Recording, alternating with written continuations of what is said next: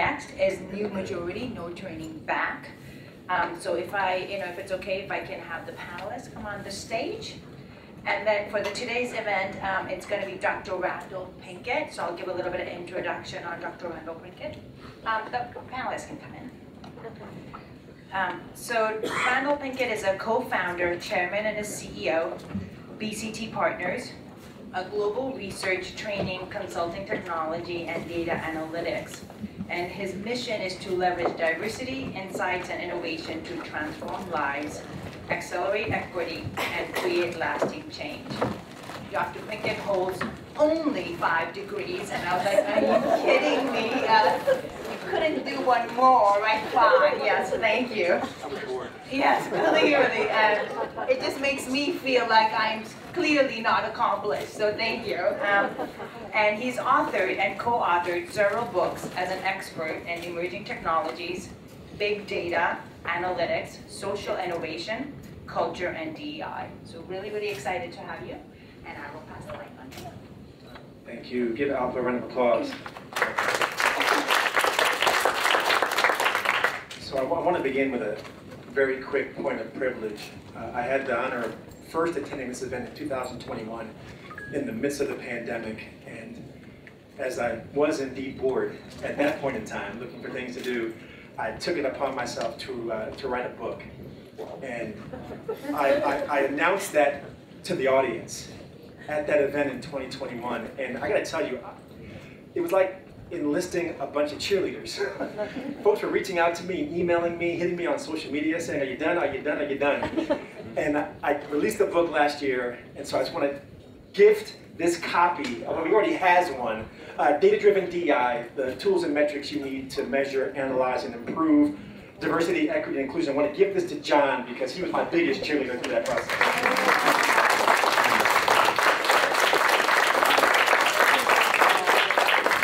So let's get into the panel. We have a tremendous gathering of leaders to my right and your left at a tremendously important time as it relates to diversity, equity, and inclusion. Now, Alpa gave wonderful voice. Yolanda gave wonderful voice to both the moment that we're in and the movement that people like her father sparked many, many decades ago. But let's just call it what it is. 2024 is not what 2020 was. And it happened extraordinarily fast. And if I just give you a quick, as I set up the stage for the panel, recent history, May 2021, about a year after George Floyd's murder, outspoken critics of critical race theory begin to emerge. July 2022, Florida enacts the Stop Woke Act to restrict how race issues are taught in public schools. September 2022, 1,477 books are banned across the country. June 29th, 2023, Alpa gave voice to this. Supreme Court rules by a vote of 6-3. The use of the use of affirmative action in college admissions effectively violates the Constitution's Equal Protection Clause.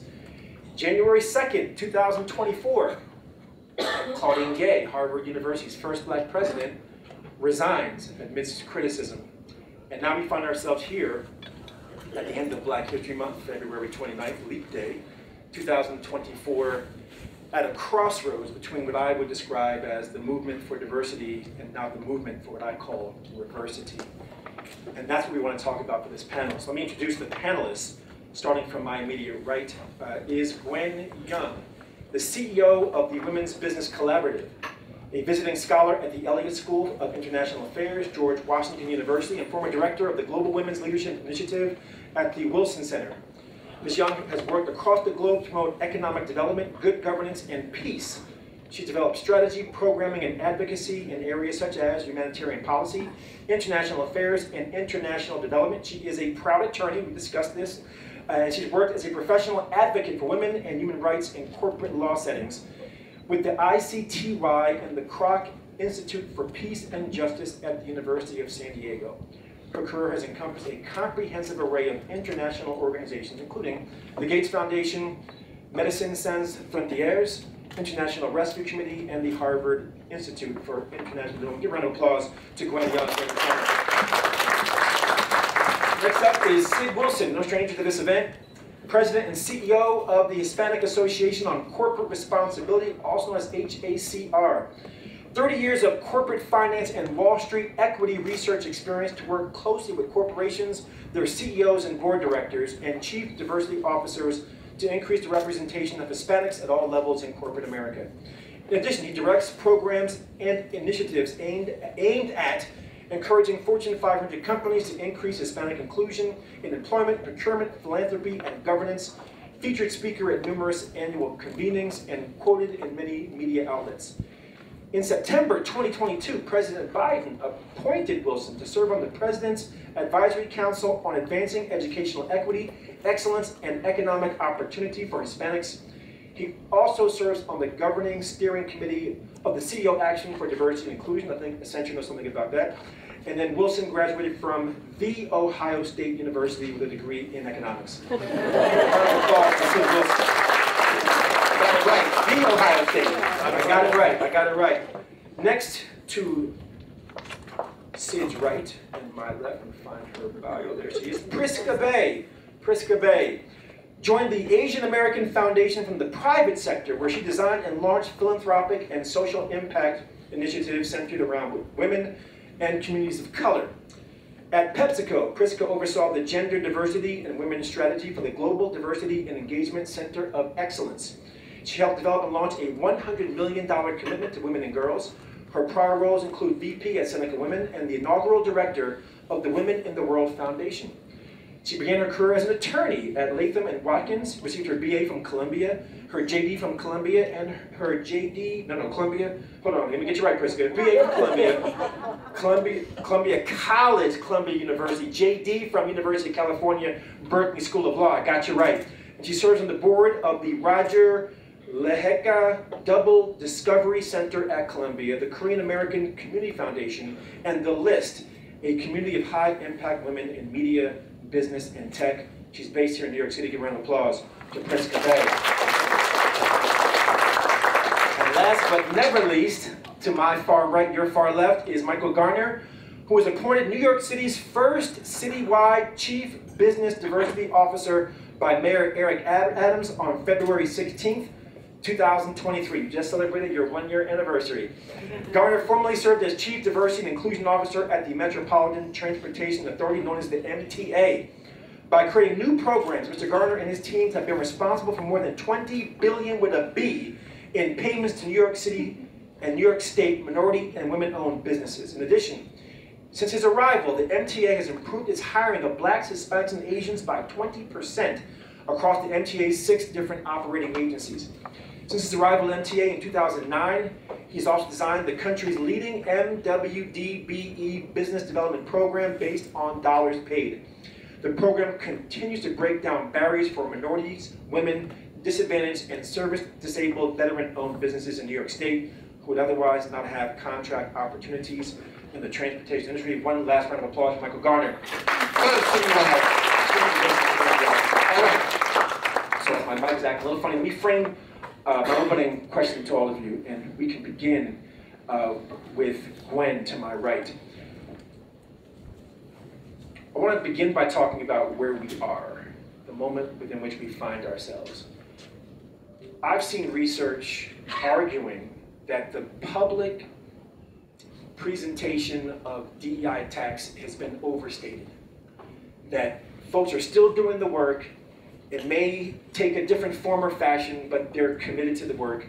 Naturally, the alternative narrative is that the work is retrenching, it's retreating, and even as we prepared for the panel, people talked about not coming because they were concerned that coming to an event labeled DEI is for good. Where do you stand on where we are?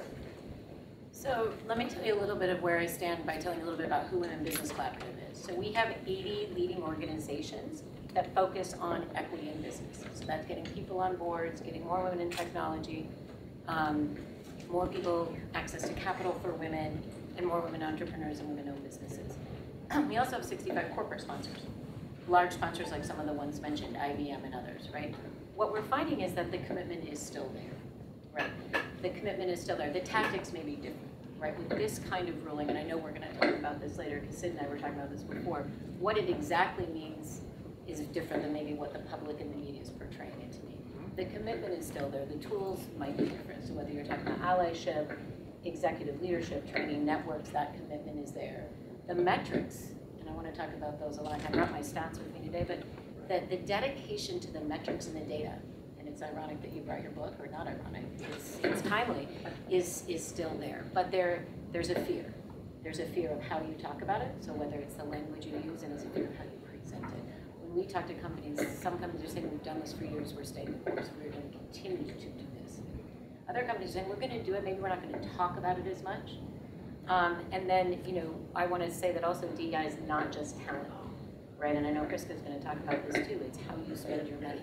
It's your supplier diversity. It's your philanthropic and community engagement efforts. And that is still there. So I think they're struggling though. And I think you're struggling with who's at the table and who's having these conversations. So the general counsels and lawyers are in the room probably more than they were 10 or 15 years ago. All right. Sid, where do you stand on this opening question? Well, thank you, Dr. Pinkett. And I appreciate that. By the way, I emphasize the word doctor because you worked hard for your doctorate, and so I want to acknowledge that and thank you for your leadership. And later on today, you're going to hear from Dr. Rohini Anand. I know is over here as well. So my father was a doctor, so I know the importance of emphasizing that. So thank you. I also just want to give a quick personal privilege. I really want to thank the leadership of John Wong. I've been to, I think, every single Asian American Business Roundtable since the first one that was in Las Vegas some 7 years ago, if my memory's right, including the virtual ones that happened during COVID.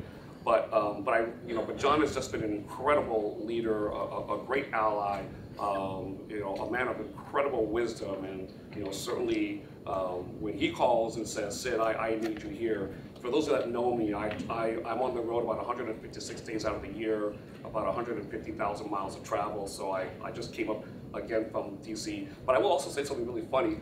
Of all the sessions I've been to, this is the first time I've ever been on a panel while I'm looking out the window and I can almost see where I live. I live right over there. I live in Bergen County. But I'll tell you also what the blessings of this, and this is to your question, Randal, is that I live in Leonia, and anyone that knows Leonia, Bergen County, it's about 35–40% Asian American, about 20–25% Latino. Next to it is Palisades Park, which is about 60% Asian American. Then you have Fort Lee, but then when you move over slightly over to Inglewood, then it's mostly African American and Latino, and then you move over to Hackensack there, but then right over there in Teaneck, it gets very Black, very Jewish, a larger growing Muslim community. I mean, it's an area that I grew up with where it was just so normal to be leading into understanding all of our cultures. And I share all of this because I could not imagine living in that part of Bergen County where I just described how diverse it is, and not celebrate our diversities. I don't know anyone that can do business in that area without knowing how to embrace the Asian American, Latino, African American women, and the different religious groups that are there, because we know that the country is becoming increasingly diverse. But here's the challenge, which building on what you shared, Randal, is that there's no question that, can I use and I used this when we were talking before, can I use a Star Wars analogy? Some of you have, I'm sure most of you have seen Star Wars. If you haven't, I'm sure you can get it on, Disney Plus or whatever. So yes.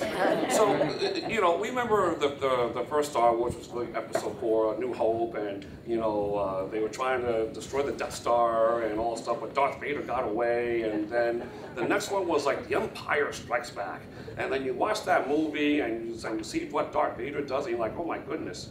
But then, even though in The Empire Strikes Back, the Empire just came and looks like they won, then came the Return of the Jedi. They came back and they fought back. I almost equate that to what's happening now. During George Floyd, there was a new hope, and it looked like there was a movement to really start leaning in on DEI, and then all of a sudden, the anti-DEI forces just came roaring, and they got a victory. Well, I certainly don't agree with the Supreme Court decision, but nevertheless, they did that, but now they're hoping to build on that. But I believe that 2024 is the return of the DEI Jedi. At HACR, the Hispanic Association on Corporate Responsibility, we started off the year with a campaign that we're not going to slow down on DEI, we're going to double down on DEI. And I started it by doubling down by sending double the number of my team members to the World Economic Forum in Davos, Switzerland. We were the largest DEI nonprofit group in Davos, Switzerland. And anyone that's ever been to Davos knows how complex it is to be there, and the difficulty, but we were the largest group.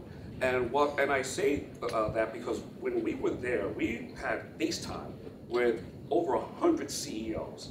And our primary topic is, where were you, Mr. or Mrs. CEO, on the issues of diversity and inclusion? I really want to give a shout out to Julie Sweet, the CEO at Accenture, because she was among the leaders that I got to meet in Davos, Switzerland.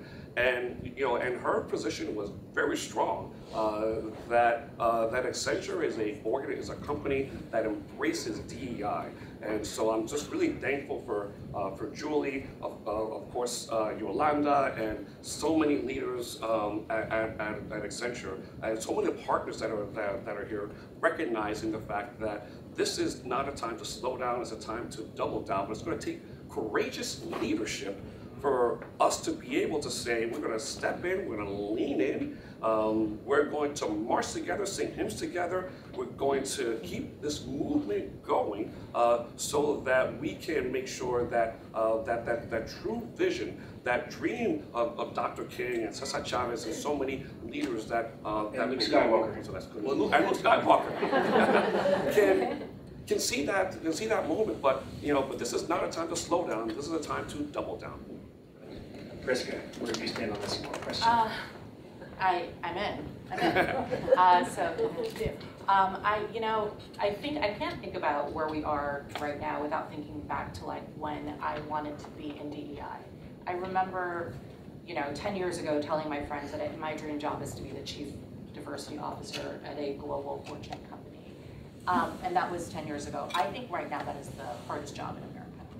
And so I look at Yolanda and I look at my colleagues here who are doing this work in big, huge companies, and I know that you guys have the best and worst job in corporate America. You want to live out the dreams that we all want to have in this room, but you are doing it against such headwinds. And so I know that I can't even imagine, what you do at the end of the day to wind down from it. So I think when I have to say, I'm a little bit, the world is hard right now. So it's hard to be positive. I think that for me, I'm just at this place of what is going on. Is the world broken? Are people insane? I don't know how to feel like I'm in control of it, like I did when I was younger. I think, before I was like, I'm just going to quit my job and join a campaign. But now I'm like, I can't do that. I have to stay in my job. One of the reasons why I remain positive is this room. I love how diverse this is. And John, thank you for putting this room together, for being so intentional. But I think my organization, the Asian American Foundation, is another reason I'm feeling positive. Because in all of my years working in diversity, I felt like there were no Asians at the table. Often I was one or two, and even if we were at the table, we didn't really get to talk about our issues, our community. It just never came up. And the times where I would, just didn't get any traction, right? And I was mostly in the women's space. I'm going to talk about the women's space, when I talk about my experience. And when we were launching TAF, we did it at a time when, George Floyd happened, the Atlanta murders happened, and and it's just awful that in our country something really terrible has to happen for people to galvanize in a good way. But you know what, we galvanized, and in that moment, I really did feel the Asian American community stepping up in a way that I never anticipated we would, and stepping into a space and in conversations that we should be at. Right? So one of the things we did at TAF was when we launched, because my board members are CEOs and founders and leaders with incredible Rolodexes, we talked to many CEOs, many non-people of color CEOs, and we asked them, what are you doing for Asian Americans at your company? And the fact that we got to ask them this question, and they felt compelled to give me an answer because of my board, was extraordinary. And you know, and it was depressing. Most of the companies were like, not enough, we need to do more, but we're in. And you know, the more exciting thing that happened, I think the Asian American employees within these companies, they have galvanized and they are activated in a way that I've never seen before. I never thought we would be. I don't know if you guys are feeling this, but you know, there is a sort of movement within corporate America with Asian American professionals. I talk to them every day, where they're in. So I think for me, I'm feeling positive because I want to see how the Asian American community can be a part of this diversity conversation and be allies and advocates and be a part of this return of the DEI Jedi. So, you know, I'm depressed, but I'm also excited. Thank you, Prisca. Michael, so, where do you stand? You know, let me just turn this on. Here we go, here we go. You know, you asked that question, and I just have to review where we are now versus where we came from. And so a person who looks like you and I, our foreparents came here in 1619. And 246 years of slavery, Civil War fought, Reconstruction, pushback, Civil Rights Movement, lynching, the Klan, Night Riders, the election of the first black mayor of the city of New York, pushback, election of the first black president, pushback. And so where are we? From 1619 to 2024, the struggle still continues. Corporate America has never hired people of color, has never appointed people of color to their respective boards. Government has always led the way with respect to diversity and D&I, not because they wanted to, but because they had to. The race riots of the 1960s resulted in a lot of federal programming and a lot of federal funding in major cities in this country. Vietnam War, pushback, protest, race riots. And so Richard Nixon, of all people, Richard Nixon created the diversity set-aside programs as a way of quelling the unrest in American cities, because we live in a capitalistic society, and capitalism cannot survive if there's unrest in the streets. And so as a result, you had the working in tandem with the Johnson administration, the late great Reverend Congressman Adam Clayton Powell, who signed more domestic legislation than any other congressperson during the 1960s. A lot of those programs we benefited from.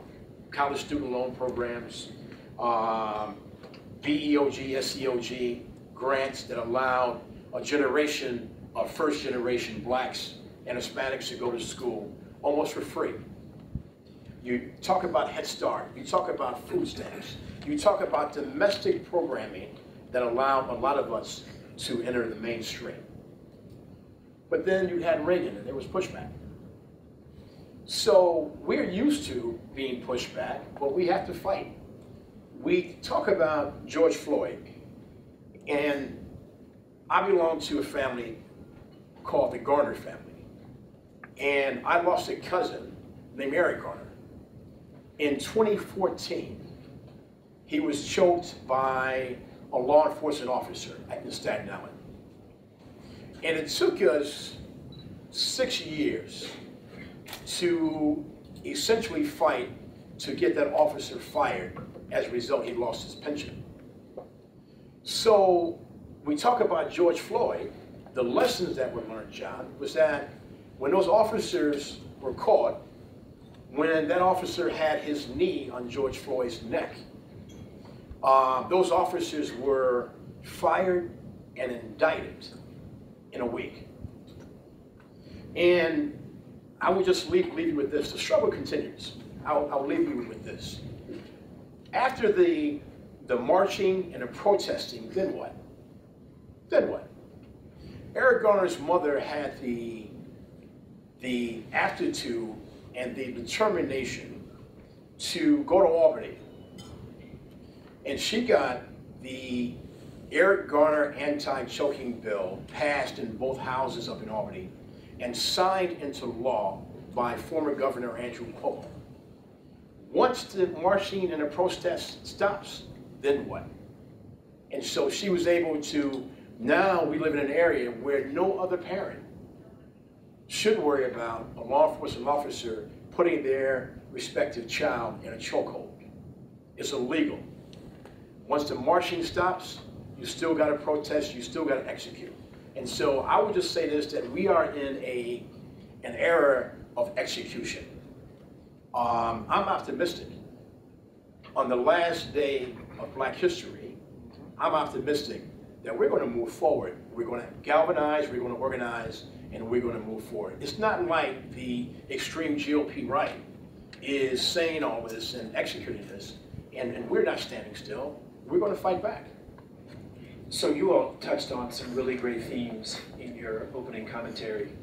We talked about the policy landscape, the legislative landscape, and we heard from each of you on your perspective on where we are. I want to stick with this and go a little deeper and pivot into how we got here, although you all touched on this. And then we'll talk about where do we go from here. But if I think about how we got here, Gwen, you gave voice to this a moment ago, and we talked about it before the panel. The Supreme Court ruling, on its face, is very narrow. Look at all the industries, higher education. Look at all what's in higher education, admissions. Admissions in higher education, that ruling sent a shockwave beyond admissions and beyond higher education. Juxtaposed on that, organized resistance, work that had been done since the murder of George Floyd to combat DEI. And maybe Gwen and Prisca, you all can weigh in.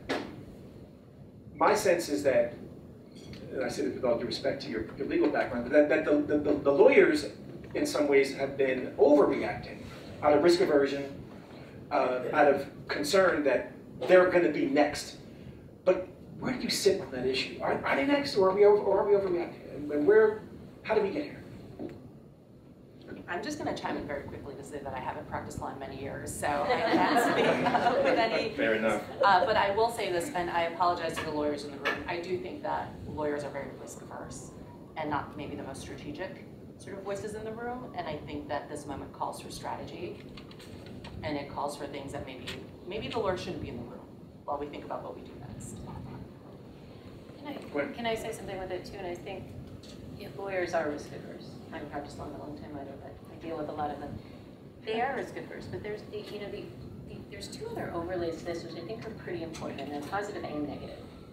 Right? So one is social media and the media, and how much visibility you have into what goes on into a room, to whether Sid and I leave our mic on and have a conversation that shouldn't be heard, and that's playing across in sort of just democracies and global issues, right? And this kind of fear of the economic recession as well, that sort of accompanied COVID and the rise of COVID and so forth. So there's a lot of kind of fear over there, cutting budgets and so forth. So I think it's narrow, right? And I think there's a fear without really talking through what does this exactly mean? Because where it is still playing out, I live in Virginia, so it's playing out in Thomas Jefferson STEM School in their admissions policy, in a very different way. And then you mentioned the education. But it hasn't really reached to the point to say DEI programming is not good, allyship's not good. Right. These kinds of things that's happening. It goes back to that 60s, the quota is not good. Doesn't mean the metrics aren't good. And so I think the fear is there. I think it's driven partly by the social media, it's driven partly by recession, and partly by this pushback. I mean, it's been this rise since 2016 of this kind of ultra-right. And so I think, and it's interesting to say, Prisca, the lawyers shouldn't be in the room, right? Or at least the CDO should be in the room, right? So. I can build on what one shared is that over the last year, I probably met with more Fortune 500 general counsels in the last 8 months than I have in my entire career. Only because it became increasingly noticeable after the Supreme Court decision that more CEOs were bringing their general counsels into the room to talk about DEI. And some of my own feedback from what I was hearing from a lot of DEI leaders is that they were not necessarily in the room when the CEO and the general counsels were having their conversations. So so last month, when I was when I was in these meetings, and I believe I'm the only DEI CEO that's a member of the CNBC CEO Council and the Fortune Magazine Global CEO Initiative. And make no mistake, whenever, and I'm also very involved with the Wall Street Journal CEO Council, so I get to meet with CEOs very, very frequently. And I never miss an opportunity when I'm in the room with the CEOs to ask a lot of these questions. But one of the things that I was discovering, which I was sharing publicly to the CEOs, is that if you're going to have conversations about altering or modifying your DEI initiatives in response to this, you can't do it with just your general counsel alone because of the fact that they're so risk averse. You have to bring the DEI leader so that they can bring the full context. But one of the other things that I shared whenever they asked the question of how do we handle this, I remind the CEOs that the Supreme Court decision, and Randal, you're very correct, it's a very narrow ruling because it was very specific to college admissions and how you're selected. When we all know that in corporate America, most hirings, especially as you go higher up within the corporate ladder, becomes subjective. It's I have never in my life heard of a C-suite leader who got their position because they filled out an application form, they took a test to see how well they are, if they're a CFO or a general counsel of this, do they have to take the bar exam again to prove that they are there, or the CPA exam to get there as a CFO? I mean, that did not happen. We know that your resume gets you an early career to a mid-level manager position. Your sponsorship gets you into the higher level executive and C-suites, and it's your credibility that gets you a board seat. And none of that was covered in the Supreme Court decision. So given the fact that those were not covered, companies cannot pull back on their board diversity, their C-suite diversity, their pipeline inclusion diversity topics, because those were created because of the biases that exist in a subjective approach to hirings and promotions. And so those are the things that we are going to continue to be out there talking about. And Michael, I know you want to get in, but I want to make certain that you weigh in from the public sector perspective. We talked about private sector. Right. How has or has not the pushback affected the likes of Eric, your mayor? Oh, Eric Adams. Eric Adams, thank you. In your role as you've become the first citywide Chief Business Diversity Officer. Well, I was recruited by Mayor Adams because of the great work that we did at the largest transportation network in North America. It's a $1 trillion organization called the MTA, which incorporate their property and their equipment. And it's a 24-hour system, 7 days a week. And when we shut it down, we shut it down during Hurricane Sandy. We shut it down for 4 hours doing COVID to disinfect all the trains. When you shut the MTA down, this whole region is paralyzed. It's paralyzed. It's a very vital and important agency. But we had the ability to create operating efficiencies when it came to the awarding of contracts to minority women-owned businesses. That's why the mayor brought me on board to drive contracting in the most diverse city, in the most important city in the world. But the mere fact that a CEO can have a conversation with an attorney and not have the person who's charged with executing DEI is an issue. Because I would never accept a position unless I report it directly to the chairman or to the top, in my case, the mayor. Because attorneys, yes, they're cautious, they're risk adverse, they're conservative. And I had the opportunity to speak to a group of state agency counsels, and I tell them that when you protect your client at all costs, you are maintaining the status quo. And the status quo means that a person who looks like me, whether or not it's employment, whether or not it's economic opportunities, is shut out. And so there should never be a point in period of time when a CEO is having a conversation about diversity and the person who's responsible for driving diversity is not sitting in the room refuting the cautious, conservative, risk-averse attorney. And so as I travel around the country talking about effective MWBE and diversity programs, there's 4 common traits. One, the person who's running the program must report to the top. Second, that person must have the staff, budget, and resources to execute their daily duties and responsibilities. And then fourth and final, that person has to be empowered to execute their daily duties and responsibilities by the top. Well said, well said. And you know, we work with a lot of companies at my firm, BCT, and we have on our team a former attorney.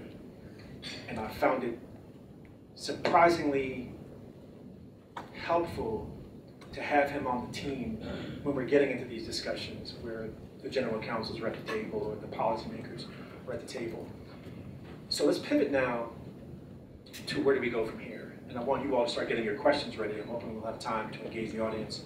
And we can talk about metrics, we can talk about what you all see as best practices. But if you were to advise everyone in this room on the following question, how do you effectively navigate today's landscape? What would be your advice to this audience of professionals? Anyone can weigh in first. I'll start. And again, I'm sure this mostly from the corporate side, since that's where we tend to focus, is that we have to call for a change in the corporate culture to be more inclusive for people of color and women. And let me explain why this is so important. We know that the business case for DEI has been long out there for decades. I mean, the business case just for women alone has been out there for over 100 and something years, and that's been out there yet to this day, even though for over 100 and something years, the business case for more women in corporate America at all levels should be there. Yet today, as Frank will, I'm sure you have the assistant, but I know in my head, 30% of Fortune 500 boards are held by women. That's even though that's gone up from where it used to be, but only 10% of all Fortune 500 CEOs are women, and this is all women. When you factor in women of color, you see a huge drop off. Yes. And when I ask, well, even though we know the business case is there, why haven't we moved the needle? And I said, well, because you're focusing too much on the business case and not enough on the culture case. Because corporate America will guard its culture, even if it's at the expense of business growth. I will give a quick example. I won't name the company. They're not here, by the way, but I won't name the company. You all may figure this out as I mention this. There was a company that is based south of New York, who had the Super Bowl actually in their home city, and this company, I think you're going to see where this is going, and they made the case of saying, listen, you have your practice. I think I want to give it away when I say this. You have a practice not to be open on Sundays, and they said, well, yeah, and they said, well, you don't have to change your opening Sundays on every Super Bowl Sunday, just this Sunday, because it's in your backyard, and your employees will make double their wages. You could easily do an activation and be present. And they showed the business case that if they made this change, you would see business growth, the employees would, it would be a huge economic boom for the employees. Yet despite that, they said, that's all true. I see this, but my culture is this, and I'm gonna stick to this because this is my culture. And I spoke with one of the people from that company saying, you know, if I can't get you to, you know, to do this and to show you this because you were stuck to this, then my goodness, when we start talking about DEI, you know, what's going to be your response when I can show you this for DEI and you're stuck to this? But I use that as an extreme example because we have to call for corporate America to change its culture so that it's more culturally inclusive at the highest levels, including your mid-level managers, the senior positions, the C-suite, and the board of directors, where they are very guarded of their culture. Once we do that, then the business case gets much easier. Other advice? How do we navigate it? So, you know, and I go back to Las Vegas too with John and John's panel. But one thing I know about John is that he's a master organizer. And so I just got to ask the question, why are we sitting here year in and year out having the same conversation without a call to action? What is the purchasing power of blacks in this country? What is the purchasing power of Hispanics in this country? What is the purchasing power of Asians in this country? If a corporation is not hiring ethnically and appointing ethnic people to their boards, why are you still buying their product? Why? What's stopping those three groups from boycotting corporations that do not hire inclusively and do not have defined supplier diversity programming where they are buying their goods, services, and products from a diverse pool of businesses? But yet we sit year in and year out talking about the same things in a reactive manner, right?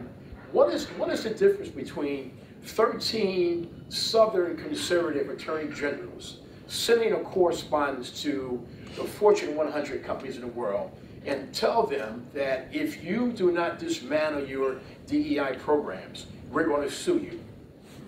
What's stopping the 100 black men, the Asians, the Hispanic Federation, and the Asian Federation from crafting the same letter and threatening these corporations by saying that if you stop your DEI programming, we're going to boycott you?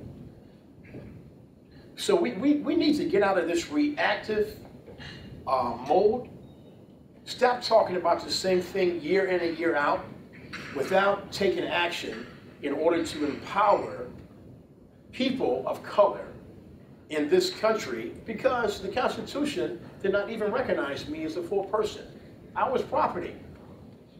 This country was not created with me in mind. I'm probably sitting here because of labor or free labor. So let's get out of this reactive mode. John, let's do something. Let's stop talking about this stuff. All right. Call to action is on the table. Love it. Other advice? I have two things. I think one thing is I wonder if this group, how much do we help each other with our next promotion or our next board seat? Like, I wonder, is there a way when someone in this room is up for something that another person in this room can directly help them? Like, do we have that capability? I imagine, since you know every single CEO, I know you get asked a lot, but I do think, you know, that is ultimately the game. We need to put ourselves in positions of power so that we're not asking someone for anything anymore. We're just changing culture. So I think we have to be intentional about that. And the other thing is, how can we change the language of diversity so that everyone feels like they can be a part of it? And I even mean, like, you know, non-people of color. Like, when we talk about, I remember in the women's space when we wanted to change all the policies to make it better for women, all the policies benefited everyone, right? Everyone wanted more autonomy with their hours. Everyone wanted to be able to have a family. Everyone wanted, you know, more agency and promotion. So I think for diversity, it's about, you know, the issues we're tackling are loneliness, right? Not feeling empowered. that had an opportunity. So I just think that we need some different language going forward, because I think the language we've been using hasn't been working. Excellent. We can go in and then, okay. I Go on, and then I'm going to questions. All right. I want to build on a couple of things on that too, because I think it's, it is cultural perception, and she said it's numbers at the table. There's a 30% tipping point in the women's space. You've got to have at least 30% to make it both sustainable, to make sure the voices are heard. The inclusivity piece is important, right? Whether that's at whatever level, it's those voices at the table. It's not just the leadership though. I was talking to a company that was like, we're not just going out and recruiting at the HBCUs, we're actually going and having this conversation at the HBCU with people of different perspectives, different colors, who hear the voices and you understand them. Right, so it's that. So there's some real sort of, I think, in the weeds things that you can really change on getting those voices at the table, having that conversation. And then on a positive note, I think, you read in the headlines, and I have a young staff under 30, how employees want to be engaged, where they want to work, how they want to work, into your point. So let's meet them. This is for all. Let's stop having this off in the corner. Somebody asked me last week, should we train women in the use of AI? I go, you don't need to train women in the use of AI. We need to demystify AI for everybody. And you can do that with women speakers. You can do that with people of color, AI experts, and then you make that an inclusive conversation. Yeah, Randal, let me talk Quickly. So get your questions ready, because yes. I got a little bit of time left. Let's get it quick. Yeah, so real quick. One of the things that ways that we've actually evolved the language is that we believe in something called DEI squared: diversity times equity times inclusion times intentionality. Because we can talk about diversity, we can talk about equity and inclusion, but the reality is that unless you have intentionality, and really building on which is the intentionality of leaning forward, calling for action, is that if you use those as a multiplier, and you have diversity, equity, and inclusion, but there's no intentionality, what is anything times zero? It's zero. It's as if you've done nothing. And so that's why we make sure that this is something that we talk about. And I will also just share real quickly is that John and I talk about this a lot, and this is something that we're doing, which is why I'm so proud of our collaboration. And I'm actually the immediate past chair of a group called the Alliance for Board Diversity, which actually includes Asian American, Latino, African American, and women. And this almost goes to your topic that if I'm at an event and I see no African American, no Latino, no Asian American, because I'm Afro-Latino myself, I'm Dominican American, I'm a proud Black Latino. By the way, I was on Black Enterprise 20 years ago with Gina Torres and really talk about these issues of Afro-Latino. So for me, I go in there and say, it's not just about how do we make sure that there's Hispanic, Latino inclusion. If I'm the only one in the room, I'm speaking up for everybody. I don't go into these meetings where I'm the only person of color, because that's something that we all should be doing, where everyone should be in these rooms asking the question. If you look around and you don't see other groups that should be at the table, every one of us should be able to raise our hand and declare our presence in the room, and then call the question, because that's how we're going to be able to make that movement. And that includes, not only, the consumer-based companies. I actually am very often concerned about the B2B companies and private companies that are there. So these are some things we can do. So a lot of things that we all can do together. But but the answer is that we're taking action, and I know John's going to have some stuff to say later on about this, and we're working together on this. Thanks. So I'm going to just say this, and I want to just circle back around to you. My experience as a Black person in this country, fighting this since 1619, is very different from yours. However, the civil rights movement encompassed a lot of different people, including Jews, Hispanics, and what have you. And so the struggle and the fight that we've been fighting in this country since 1619, all groups are benefiting from our blood, sweat, tears, and equity in this country since 1619. And I really say that 246 years of slavery, Reconstruction, civil rights movement, getting the right to vote, getting the right to equal housing and equal opportunities in the 1960s. It was a long struggle. So our realities are different. But there's nothing stopping us from coming together and fighting the same battles. All right, let's go to the audience. We got microphones distributed throughout the room. Raise your hand, we'll get the microphone to you, and we'll pose your question. We'll try and get as many in as we can. Hi, good morning. Thank you so much for having this. Mr. Ron, thank you so much for everything. My name is Pooja Kotari. I am a former public defender, recovering lawyer also. I went to court the day after I watched the video of Mr. Eric Garner being murdered. The criminal justice system is like a swamp of oppression, and through that experience I became an anti-oppression trainer. So from this point of view, as a person who goes in to international institutions, small nonprofit organizations and universities, to try to build awareness individually, and like you're saying, Mr. Garner, of like teaching people all of the history in order for all of us to build our awareness of it. We, as individual trainers, are seeing a huge backlash, lack of attention, and fear from the people who we liaise with, HR and other senior leadership. What is your advice for us consultants who go in to do this really hard work of building up the awareness and historical knowledge, to organize people when we are in such a dark historical moment? Keep your voice loud and strong, because government and corporate America cannot sustain consistent criticisms from voices like yours. And I'll just give you a story. I worked for a number of great leaders, including Eric Adams, but I also worked for a great leader by the name of Andrew Cuomo. Now, I wasn't there with all the other stuff that was going on, but I know that as a leader, he got stuff done. And whenever his office got a call, a criticism, a complaint, you got a phone call that said, make it go away. So your voice has to be sustained, it has to be vocalized, and because government and the private sector, the corporate America cannot take a consistent criticism of what they're not doing. Right, excellent. Question here in the back, sir. Yeah, my name is Alfred Cazares. I'm an attorney. I was on the board of the U.S. Hispanic Chamber of Commerce.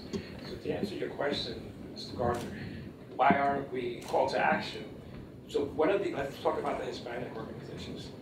What are the real advocacy groups that we have?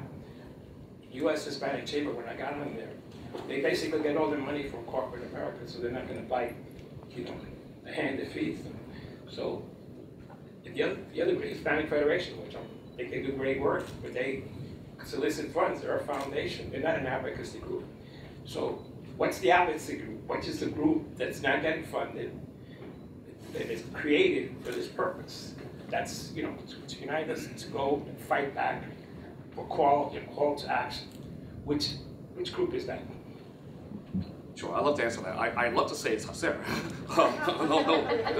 But let me also explain what's really because, our organization is 99% funded by corporate America.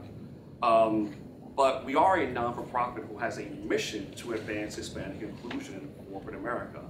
And I can tell you that there's not a single company that I interact with where I am not, where I don't have honest conversations. And I think that many of the leaders, particularly the CEOs that I engage with, actually appreciate the candid feedback that I would share, because our goal is how do you move the corporate culture in the right direction. And now what often happens, Fred, which is why I often appreciate interacting directly with CEOs, is that sometimes it's not the issue of the CEOs, it's often the gatekeeper. And sometimes, we were founded in Washington, D.C. When I became CEO 10 years ago, I came out of D.C. I said, I'm not going to be around what I call, no disrespect to government affairs people. If you're in government affairs, I appreciate what you do. But when we had these conversations, it's honest conversations. And I find that when we do that, you start seeing things done. Now you won't see a press release announcing that we got this all done, because part of it is building trust to get into the room with the CEOs, where they can be more vulnerable, saying we have an issue with how we are elevating our Black leadership, our Latino leadership, our Asian American leadership, or women. And at that point is where we have those conversations. It's very, very important for to make sure that we're advocating that way, because it's that's why. See, that type of advocacy is needed. But yes. To answer this question, yes, it would be inappropriate for you guys to call for a boycott. Well, here's the answer to let me push back a little bit on that one. I actually have found that when I get in front of a CEO and have an honest conversation, I can get a significant amount done. Now, certainly there are companies and there are industries that are simply not behaving the way they should, and there are multiple options: boycotting, voting your shares, because you can vote your shares in a shareholder meeting. You can certainly vote your wallet, but then for the B2B companies where that doesn't exist because they are B2B by definition, you still have to be able to get into the room for those larger, like defense companies, semiconductor equipment manufacturing companies, for example, and have those important conversations. But I really want to just reiterate that. And by the way, there's a lot of different subjective answers to that. But I've actually found that when I get into a private meeting with the CEO, and it's as Gwen mentioned, microphones are off, and you're having a conversation and say, listen, this issue's a problem, this issue's a problem, that issue's a problem. Usually I find that when that happens, you can get the hardest part to me was getting into the room, just so I can have that meeting. And so those are among the things that we do. Well, I hope, Alfred, I hope that advocacy groups who are receiving funding from corporations, that they're receiving the funding because the corporation needs help. And I'm hopeful that with the advocacy, that these corporations are appointing board members who come from diverse backgrounds. Because once you're on that board, you have the ability to advocate and push change with respect to that CEO and other board members. And so I'm hoping that these advocacy organizations are not just taking handout money just for the sake of taking handout money. I hope that these corporations believe in their missions in driving change. All right, so I got 2 minutes left. So what I'm going to do is it quick? I think so. You think so? All right, I'm going to test you. See, Okay. I'll test you and test the panel. Quick question, quick response. And I would love to hear one piece of advice that you have for CEOs to address DEI during these very volatile times, not just in the internal ecosystem, but the external ecosystem with all that's happening around us. What do you want them to do? So I'm going to take that and I'm going to nuance it a bit so I can finish on time. Finish this sentence. My advice to CEOs is to diversify your boards. External ecosystem, not just the external ecosystem. All right. My advice to CEOs for their external ecosystem is to. You want to go to the chat, Michael? We'll start with Gwen. Go with Gwen and work our way down. Then we'll go All right, close. just as easy. My advice is to join and fund the Women Business Collaborative, because we are the advocacy alliance that can do this and hold accountable for DEI, and check our snapshot out. Well said. One sentence. One sentence.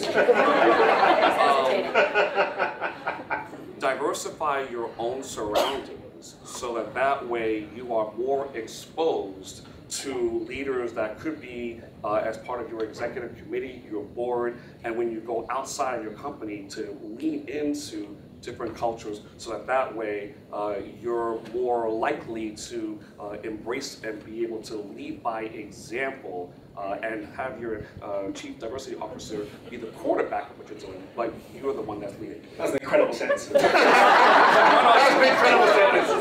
Prisca. I'm going to do something like that. The two layers below the CEO are the problem. always. They're the gatekeepers, they don't get it, they're not focused on diversity. I would say listen to your chief diversity officer. All right, give me My the last honor. one. Oh, go ahead, Michael, go ahead, Michael. Hire Mike Garner. All right, folks, give a round of applause to Gwen Young, Prisca Bay, Sid Wilson, and Michael Garner for this incredible conversation on where we are and where we're going. I'm going to turn it back over to Alpha, who will take us to the next part of the program. Thank you so much, everybody. It's been an honor to be your moderator.